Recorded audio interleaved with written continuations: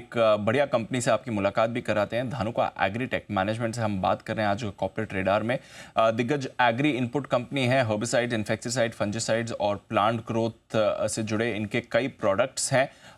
देश विदेश में बढ़िया कारोबार भी है कंपनी का, और इस बार इस तिमाही के जो नंबर्स भी आए हैं पिछली तिमाही के, वो भी काफ़ी मजबूत आते हुए दिखे थे। तो आगे क्या है आउटलुक, कैसी रहेगी परफॉर्मेंस और क्या कुछ चल रहा है, कंपनी के चेयरमैन एम.के. धानुका साहब हमारे साथ इस समय शो पर जुड़ रहे हैं। Sir good afternoon. बढ़िया त्यौहार के दिन आपसे मुलाकात भी हो रही है। जो आपके नंबर्स आए थे पहले वहाँ पर एक बार बात कर लेते हैं, क्योंकि नंबर्स काफ़ी मजबूत थे। यहाँ से फिर आगे का आउटलुक कैसा बनता है सर, ज़रा थोड़ा ये समझाइए। Good afternoon, Dipanshu ji. Basically, first quarter is a placement quarter. The consumption starts जब बारिश आ जाती है तो उसके बाद कंजम्पशन होता है करके, और इनिशियल स्टेज में वीडी साइड का कंजम्पशन सबसे ज्यादा होता है। तो वीडी साइड का प्लेसमेंट जो है वो मई और जून के अंदर में हुआ था, जिसका कंजम्पशन जुलाई में मैक्सिमम होना था। लेकिन 1 से 25 जुलाई का जो पीरियड रहा वो ड्राई स्पेल रहा, उसके कारण से वीडी साइट का कंजम्पशन कम हुआ, और जो कुछ वीडी साइट्स मई जून में प्लेस हुए थे उसमें से कुछ गुड्स रिटर्न आ गई, जिसके कारण से सेकंड क्वार्टर में सेल्स में इम्पैक्ट हुआ है। हमने पहले भी वैसे गाइडेंस सेकंड क्वार्टर के लिए लोअर डबल डिजिट का दिया था करके, और we maintain our outlook for the second quarter of lower double digit growth that is there। और जो नए प्रोडक्ट्स हमने इंट्रोड्यूस किए थे 3, माइक्रो सुपर, लेनोवो और पर्स, उसके अंदर में काफी अच्छा मार्केट से रेस्पॉन्स मिला और तीनों की सेल काफी अच्छी हुई है। मैं समझता हूँ आने वाले समय में हम और ज्यादा इसके अंदर में मजबूती से ज्यादा वॉल्यूम ले पाएंगे। अभी जो आपने कहा मॉनसून के पिकअप होने के बाद ही फिर आप देखते हैं कि अच्छी परफॉर्मेंस भी आती है। मॉनसून बाय एंड लार्ज अच्छा ही रहा है अब तक। इस साल की तो खैर प्रोडक्शन भी है, अबव एवरेज होना चाहिए, कुछ एरियाज में लैग है, बट इस समय मॉनसून की प्रोग्रेस देखते हुए क्या गाइडेंस में कुछ बदलाव की करने की जरूरत देख रहे हैं, या गाइडेंस मेंटेन कर रहे हैं, आउटलुक थोड़ा और बेहतर हो रहा है? कैसे इस समय सिचुएशन को देख रहे हैं सर? एक्चुअली बारिश जो है वो इरेटिक बिहेव कर रही है। अगर आप डेटा देखेंगे तो 32% जो डिस्ट्रिक्ट्स है इंडिया के अंदर में वो डेफिसिट रेनफॉल हो रही है वहां पे, और 10% से ज्यादा डिस्ट्रिक्ट ऐसे हैं जहां लार्ज एक्सेस रेनफॉल है। तो अराउंड 42% ऑफ डिस्ट्रिक्ट जो है वो डेफिसिट या एक्सेस से इम्पैक्ट है। ओनली 58% जो है वो नॉर्मल रेनफॉल है। तो scattered normal rainfall at regular interval चाहिए अच्छी खेती के लिए, लेकिन वो नहीं हो पा रही है। उसके कारण से लगातार बारिश होने से किसान स्प्रे भी नहीं करता है, क्योंकि उसको ये डर रहता है कि अगर मैंने स्प्रे किया और बारिश आ गई तो जो पैसा मैंने पेस्टिसाइड्स पे खर्च किया है वो वॉश आउट हो जाएगा। तो उसके कारण से कुछ स्प्रे भी मिस हो जा रहे हैं। लेकिन हम जो टारगेट हमने पूरे साल के लिए दिए हैं 18 से 20% ग्रोथ का, वो हम मेंटेन करेंगे। तो जो गाइडेंस है वो तो फिलहाल मेंटेन कर रहे हैं। सर मार्जिन्स पर क्या आउटलुक है, क्योंकि आपने कहा था कि थोड़ा डिप आप एक्सपेक्ट करें, अब तक तो अच्छा एक्सपेंशन दिखा है मार्जिन्स में, बट आगे का क्या आउटलुक है थोड़ा ये समझाइए, और किस रेंज में एक्सपेक्ट करें मार्जिन्स?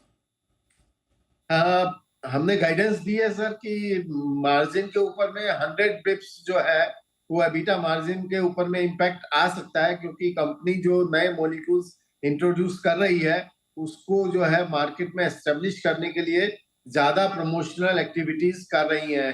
तो उसके कारण से जो एक्सपेंसेस हैं उसका जो रेशियो थोड़ा बढ़ेगा, उसके कारण से मार्जिन के ऊपर में इम्पैक्ट आएगा। 100 बिप्स इतना हो सकता है।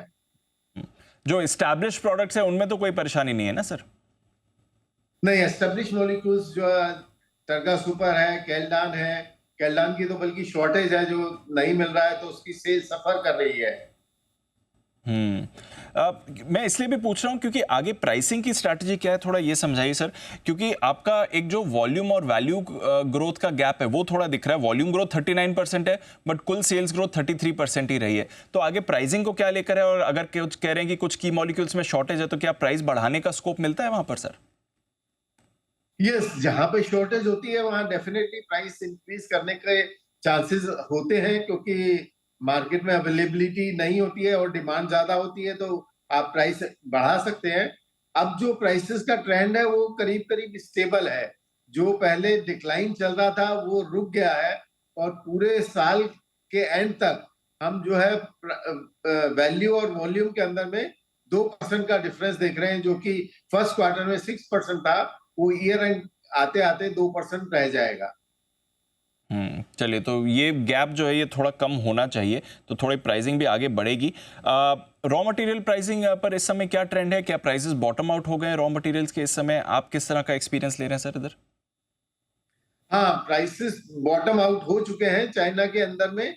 चाइना में प्राइसेस स्टेबल है, लेकिन इंडिया के अंदर में क्योंकि बारिश अच्छी होने से एकदम से डिमांड पिकअप हुई थी, तो जुलाई के अंदर में थोड़े प्राइसेस में इंक्रीज आई थी, क्योंकि डिमांड ज्यादा थी, सप्लाई कम थी। चाइना से कंटेनर की अवेलेबिलिटी और शिप की अवेलेबिलिटी में इशू था, और फ्रेट काफी बढ़ गए थे। उसके कारण से कुछ कॉस्ट में इंक्रीज हुई थी, लेकिन ओवरऑल प्राइसेस अब स्टेबल हैं। और मैं नहीं समझता, जो 2-4 प्रोडक्ट शॉर्टेज में हैं उनके प्राइसेस डेफिनेटली बढ़ रहे हैं, जैसे कि कार्टअप है, एमामेक्टिन है, लेकिन अदरवाइज जनरल जो ट्रेंड है वो स्टेबल का है।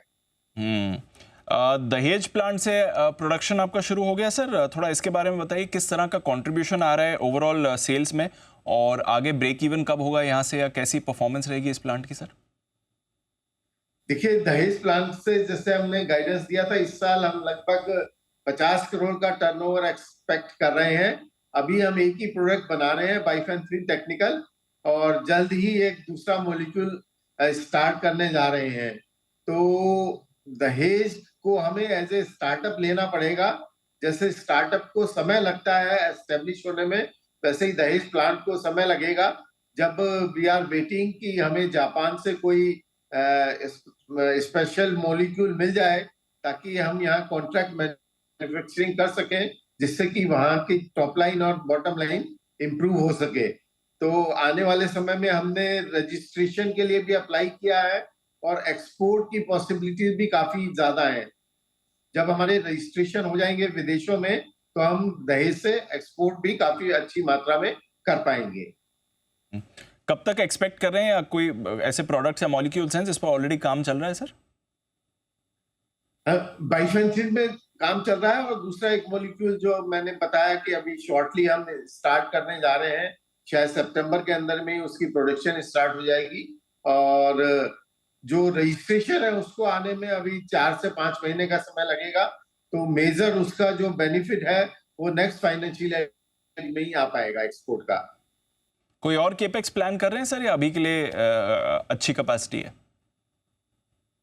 नहीं, ये एक मल्टीपर्पज प्लांट है हमारे पास। वहां पे 10 प्लांट लगाने की जगह है, लेकिन अभी हमने एक ही प्लांट लगाया है। हम जैपनीज कंपनी से डिस्कशंस कर रहे हैं, और अगर कोई भी डिस्कशन मैच्योर होता है, तो हम उनकी रिक्वायरमेंट के हिसाब से वहां नया प्लांट लगाएंगे। एक वीडी साइट के प्लांट के लिए हम सोच रहे हैं, लेकिन वो भी नेक्स्ट ईयर में ही लग पाएगा।